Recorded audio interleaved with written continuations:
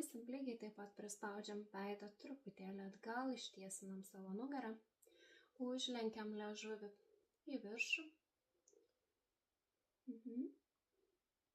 Ir pratempiam. Taip tempiasi kaklas, lygėja veido oda, lygėja dekoltė oda. Tokių pratimų neturėtų būti daug. Jie gali būti 4, 5, maksimum 10 pakanka. Pratemp. Turi jausis tempimas kakle. Sekantis pratimas. Liežuvis lieka lygiai taip pat užverstas į viršų. Užverčiam. Padarom U formos mūsų burną.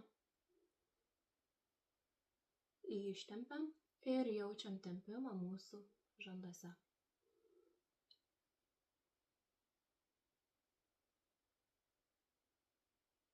Palaikom 10 sekundžių, atleidžiam.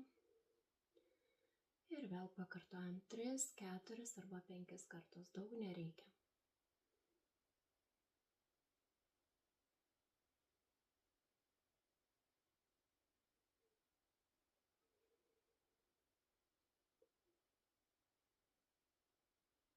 Jaučiam tempimą žandų srityje, jaučiam tempimą aplink burną ir jaučiam tempimą štai šitoje srityje. Ir paskutinis šiandienos mūsų pratimas tai yra padarom O formos liežuvį, burną.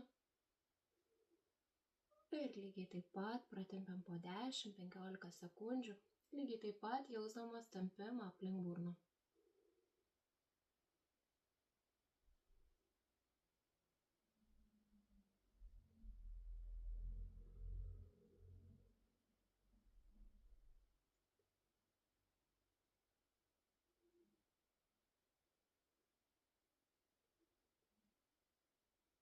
Keturi, 5 kartai yra pakankamai mūsų dienoj pramankštinti veidą.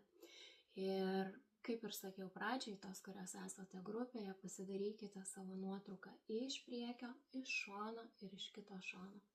Po 21 dienos stebėkit savo rezultatus. Dar noriu priminti, kad jeigu nepavyko pratimų atlikti savo dienos rutinoje, kartu prausantis, tepant kremą, juos galima atlikti ir pavieniui, pavyzdžiui, vairuojant, einant, žiūrint televizorių arba tiesiog skaitant. Pratimai nėra labai sudėtingi, tai išsižioti, pratempti savo veidą galit bet kada, bet kur ir su bet kuo. Ačiū Jums ir gražios dienos, iki susimatymo rytoj.